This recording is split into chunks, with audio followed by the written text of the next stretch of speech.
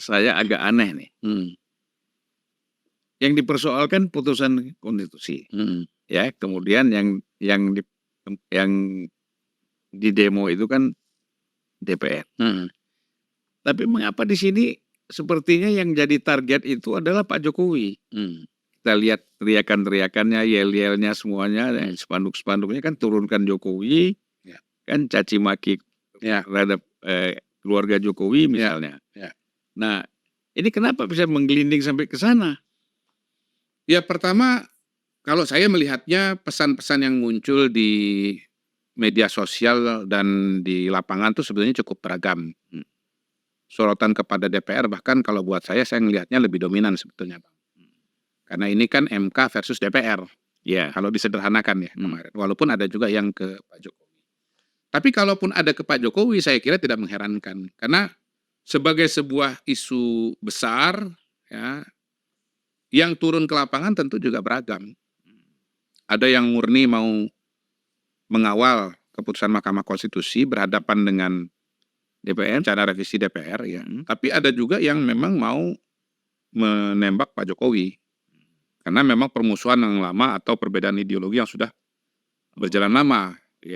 Tidak tertutup kemungkinan itu. Dan itu kan biasa.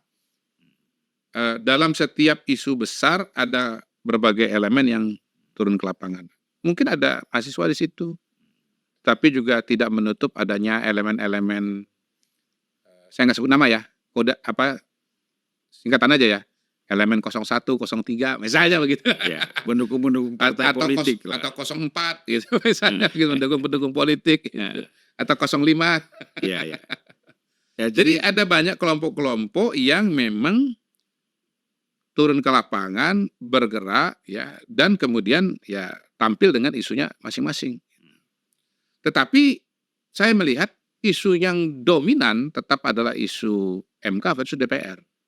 Buktinya apa? Begitu DPR menyatakan tidak lanjut, maka kemudian terjadi penurunan eskalasi yang sangat cepat. Ya. Jadi hari pertama demo, hari itu DPR menyatakan tidak melanjutkan revisi undang-undang, habis itu besok-besoknya udah nggak ada lagi gitu. Kebetulan juga kan setelah Jumat lalu hari ini Sabtu kan gitu kan, besok Minggu gitu. Jadi poin saya adalah begini Bang, kalau yang dominan itu bukan isu pilkada, yang dominan itu bukan DPR, ini masih berlangsung terus nih Bang. Masih berlangsung terus, karena itu saya tetap dengan tesis bahwa tema besarnya tetap MK versus DPR, tema besarnya tetap RUU Pilkada, dan bukan yang lain. Bahwasanya kemudian ada tembakan kepada Pak Jokowi, ya mumpung orang lagi ngelemparin batu, ya ikut juga ngelemparin gitu. Iya. Gitu. Kesempatan. Bismillahirrahmanirrahim. Assalamualaikum warahmatullahi wabarakatuh. Sobat-sobat ngabarin kabar terkabar, semoga selalu dalam keadaan sehat walafiat, serta diberikan rezeki yang halal, berkah, lancar, dan juga banyak. Julfan dan heran, MK yang berantem dengan DPR, yang disalahin Pak Jokowi. Iya Pak, emang begitu. Emang dari dulu setiap ada kesempatan untuk menyerang Pak Jokowi, pasti akan diserang. Tapi jawabannya Pak Kodari, keheranan Pak Julfan ini dijawab dengan Pak Kodari, ya mungkin ya kebetulan ada yang lempar batu ke Pak Jokowi, dia ikutlah sekalian, mumpung. Dan mungkin ya ini adalah yang dibilang Kodari itu elemen ya. Elemen 01, elemen 03, elemen 04.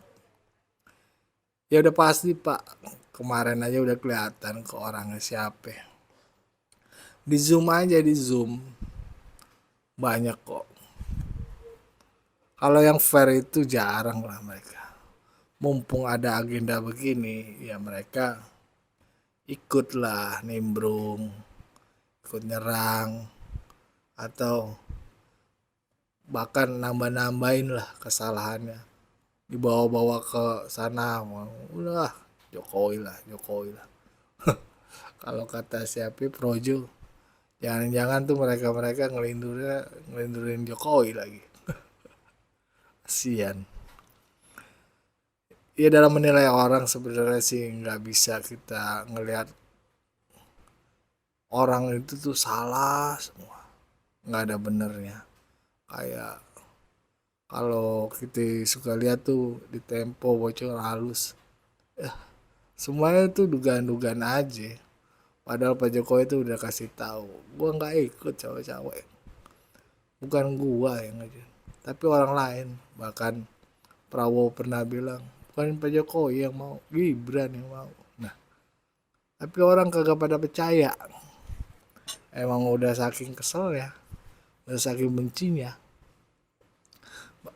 Orang sekarang tuh lebih percaya dugaan-dugaan aja, tuduhan, dugaan, karena yang ngomong tuh orangnya intelek.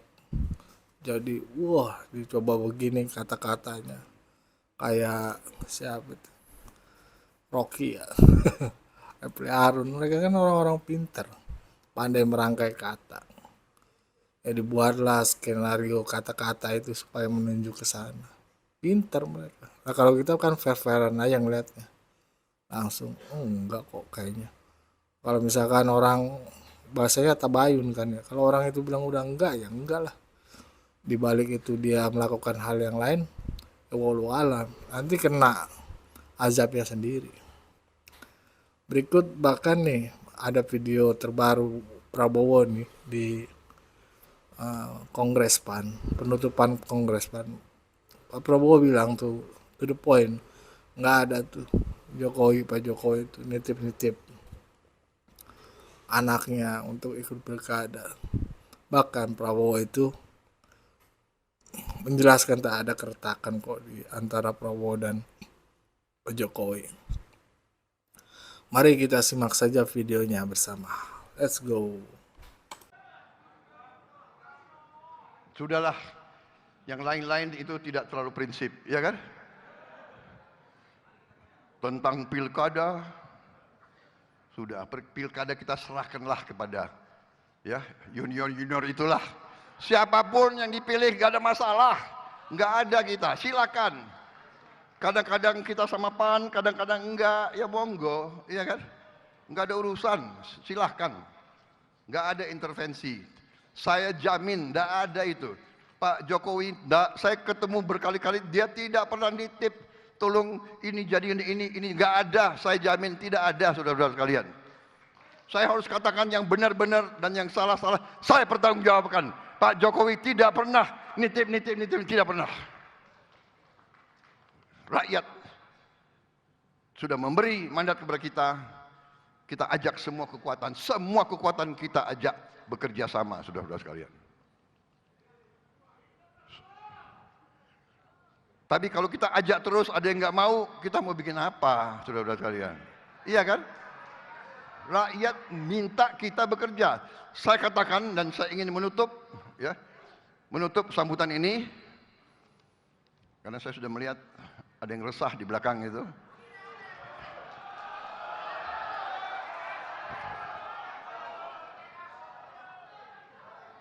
Ini kopi nggak datang jadi kopi nggak datang nggak apa-apa. Oke, nggak. Sebagai penutup, saya cerita ini ibarat analogi. Kita di sebuah kampung ada sungai, ya sungai cukup lebar. Anak-anak kita kalau sekolah harus nyebrang sungai. Berbahaya. Akhirnya kita ambil keputusan, kita mau bangun jembatan. Mari kita bergotong royong membangun jembatan. Kita ajak semua pihak untuk membangun jembatan. Kita mau bangun jembatan, ada yang rewel, yang kritik. Oke, kita mau bangun jembatan. Anda bisa sumbang pikiran bagaimana jembatan ini bagus dan kuat? Monggo, silakan. Tapi Anda tidak nyumbang pikiran, tapi Anda terus menghujat, mengkritik, mengejek. Kita mau bangun jembatan. Jadi kita katakan oke, yang mau bantu bangun jembatan monggo bersama-sama. Yang nggak mau bantu, kau duduk aja di situ. Iya kan? Kau duduk di situ dan kalau kami salah ya terima kasih, kasih tahu kami salah. Tapi kami ingin bekerja, kami ingin bangun jembatan untuk anak-anak kita, untuk masa depan rakyat Indonesia. Ayo bersatu, jangan ikut-ikut demokrasi harus ala Barat. Barat itu di Amerika berapa presiden yang mereka tembak mati? Sampai sekarang mereka ajarin kita demokrasi, tapi mereka sendiri kayak begitu. Mungkin lebih aman jalan-jalan di Jakarta daripada jalan-jalan di negara mereka, mungkin. Tapi kita tidak mau kritik, kita tidak mau ngejek, sudah monggo. You punya tradisi, kita harus cari tradisi kita sendiri, ya kan? Musyawarah mufakat itu ajaran nenek moyang kita. Ajak bicara, ajak bicara, ajak bicara. Semua kelompok diakomodasi, semua faksi, semua, iya kan? Kalau sudah dapat kebaikan, nggak ada masalah aklamasi, nggak ada masalah. Justru rukun itu yang didambakan oleh rakyat kita, kerukunan di antara pemimpin-pemimpin kita. Prabowo Jokowi dulu dua kutub, sekarang bisa kerjasama dengan baik. Karena apa? Jokowi cinta rakyat Indonesia, Prabowo Subianto cinta rakyat Indonesia, Zulkifli Hasan cinta rakyat Indonesia, Hatta Rajasa cinta rakyat Indonesia. Kalau kita cinta rakyat Indonesia, kenapa kita nggak kerjasama? Siapa jadi presiden, siapa jadi wakil, siapa, monggo, nggak ada masalah. Mari kita kerjasama untuk rakyat Indonesia. Wassalamualaikum warahmatullahi wabarakatuh. Waalaikumsalam warahmatullahi wabarakatuh. Ya begitulah sobat-sobat ngabarin kabar.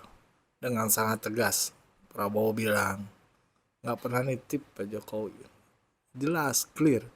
Terus kalau Prabowo aja udah ngomong begitu, ente mau percaya sama siapa?